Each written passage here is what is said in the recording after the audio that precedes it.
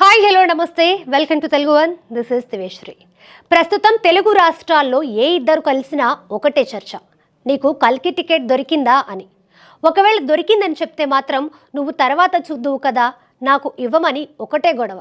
ఇక ప్రభాస్ ఫ్యాన్స్ అయితే టికెట్ని అదే పనిగా చూసుకుంటూ తెగ మురిసిపోతున్నారు. పైగా టికెట్ని ఎవరికంట పడకుండా చాలా భద్రంగా దాచుకుంటున్నారు.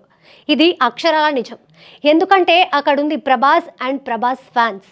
నమ్మసఖ్యంగా లేకపోతే నేను చెప్పబోయే వార్త వినండి, నిజమే అని నమ్ముతారు. తెలుగు రాష్ట్రాల్లో కల్కి అడ్వాన్స్ బుకింగ్ ప్రారంభమైంది. అలా ఓపెన్ చేశారో లేదో హాట్ కేకుల్లా క్లోజ్. కానీ టికెట్ పొందని ఫ్యాన్స్ అయితే ఏకంగా నిర్మాత ఆఫీస్ దగ్గరికి వెళ్ళి ధర్నా చేస్తున్నారు. కొన్ని ఏరియాల్లో అడ్వాన్స్ బుకింగ్ ప్రారంభం కాలేదు, మాకు టికెట్స్ కావాలి అంటూ అశ్విని దత్ ఆఫీస్ దగ్గరికి వెళ్ళి మౌన దీక్ష చేపట్టారు.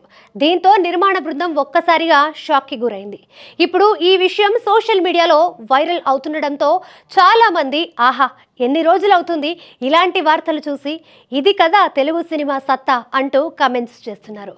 కొంతమంది అయితే తెలుగు సినిమాకి రోజులు బాగలేదని ఎవరు చెప్పారు, దేదీప్యమాన్యంగా వెలుగొందుతుందని అంటున్నారు.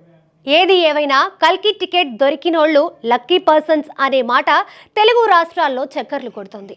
2 తెలుగు రాష్ట్ర ప్రభుత్వాలు టికెట్ రేట్లు పెంచడానికి పర్మిషన్ ఇచ్చాయి. అదేవిధంగా అదనపు షోస్కి కూడా అనుమతి ఇచ్చింది. దీంతో తెలుగు సినిమాకి, ప్రభాస్ ఫ్యాన్స్కి నూతన ఉత్తేజం వచ్చింది. ఇక కల్కి ట్రైలర్ ఒక రేంజ్లో ఉండడంతో ఎప్పుడెప్పుడు 27th వస్తుందా అని ఎదురుచూస్తున్నారు.